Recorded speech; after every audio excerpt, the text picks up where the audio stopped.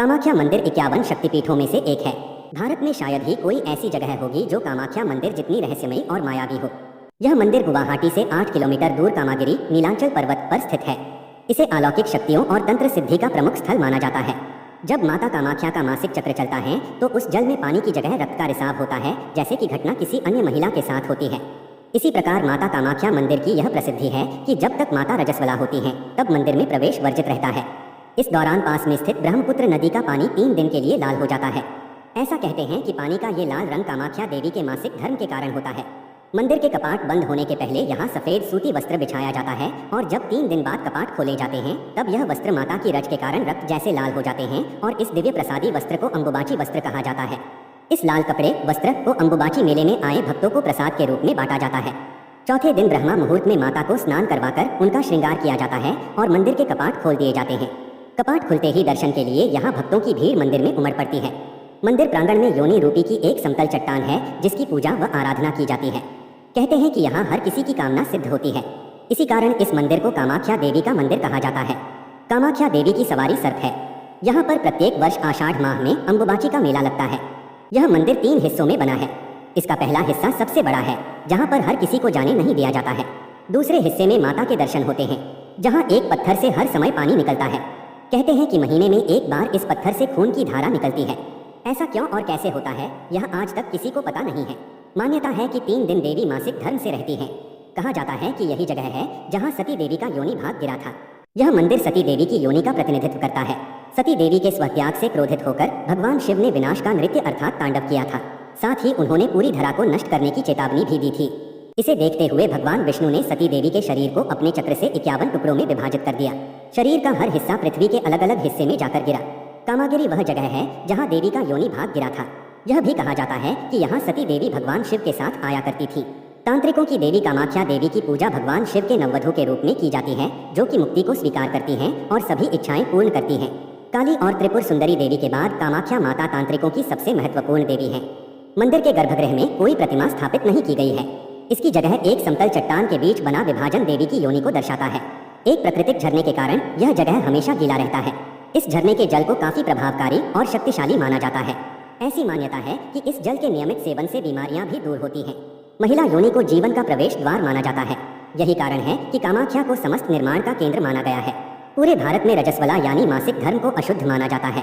लड़कियों को इस दौरान अक्सर अछूत समझा जाता है, लेकिन कामाख्या के मामले में ऐसा नहीं है।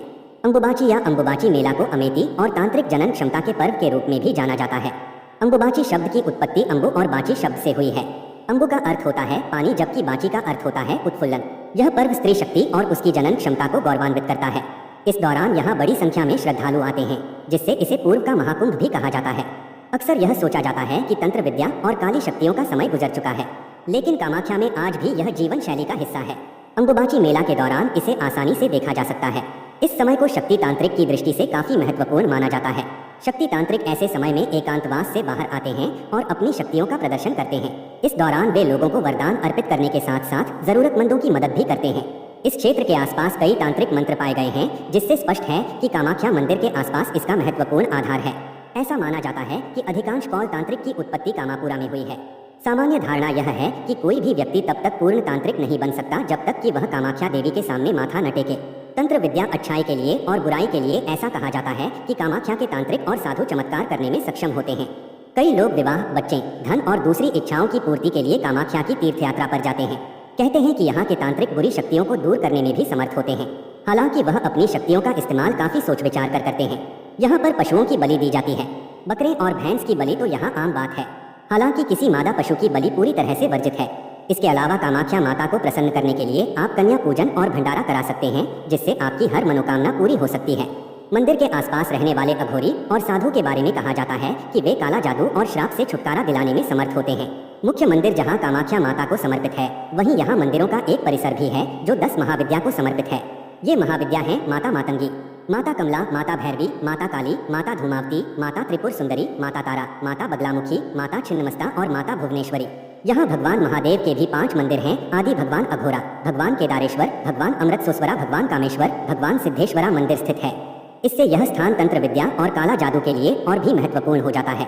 कामाख्या मंदिर एक ऐसी जगह है जहां अंधविश्वास और वास्तविकता के बीच की पतली लकीर अपना वजूद खो देती है। यानी कि यहाँ जादू, आस्था और अंधविश्वास का अस्तित्व एक साथ देखने को मिलता है। इससे कोई फर्क नहीं पड़ता कि आप आस्तिक हैं या नास्तिक। अगर आप रहस्यवाद को करीब से देखना चाहते हैं तो यहाँ जरूर जाएं। श्री कामाख्या माँ के श्रीमुख के दर्शन 15 वर्षों में एक बार ही होता है। माँ का चेहरा सदा फूलों से ढका हुआ रहता है। कामाख्या मंदिर से कुछ दूरी पर उमानंद भैरव का मंदिर है।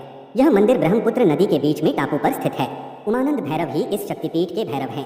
इनके दर्शन के बिना कामाख्या देवी की यात्रा अधूरी मानी जाती है। माता के अन्य नाम सती, काली कामाख्या, कामेश्वरी, नीलांचल वासिनी, योनिमुद्राधारिणी, तंत्रेश्वरी, भवानी, भगवती है। माता का निवास स्थान नीलांचल, कामाख्या धाम, मणिद्वीप, कैलाश है। कामाख्या माता का मंत्र 1 कामाख्ये वरदे देवी नीलपर्वत वासिनी त्वं देवी जगत माता योनि मुद्रे नमोस्तुते है।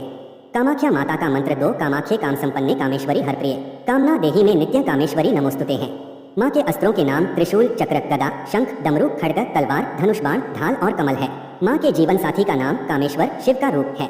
माता के विशेष त्योहारों के नाम कामाख्या पूजा, काली पूजा, नवरात्रि, सती पूजा है। सावधानी, कामाख्या मंदिर में अम्बुबाची के समय कुछ विशेष सावधानी रखनी चाहिए। इस समय नदी में स्नान नहीं करना चाहिए, जमीन या मिट्टी को खोदना नहीं चाहिए और न ही कोई बीज बोना चाहिए। इन दिनों में यहाँ पर शंख और घंटी नहीं बजाते हैं। भक्त अन्न और जमीन के नीचे उगने वाली सब्जी और फलों का त्याग करते हैं। ब्रह्मचर्य का पालन करना बहुत जरूरी है। जितना ज्यादा हो सकता है अपने इष्ट देव के मंत्रों का जाप करना चाहिए। मित्रों, अगर आपको ये वीडियो पसंद आया तो इस वीडियो को लाइक और शेयर कीजिए, एक प्यारा सा कमेंट कर दीजिए और अगर आपने अभी तक इस चैनल को सब्सक्राइब नहीं किया है तो अभी सब्सक्राइब कर लीजिए। इस वीडियो को अंत तक देखने के लिए आपका हृदय से धन्यवाद। जय मां कामाख्या, जय गौरी शंकर।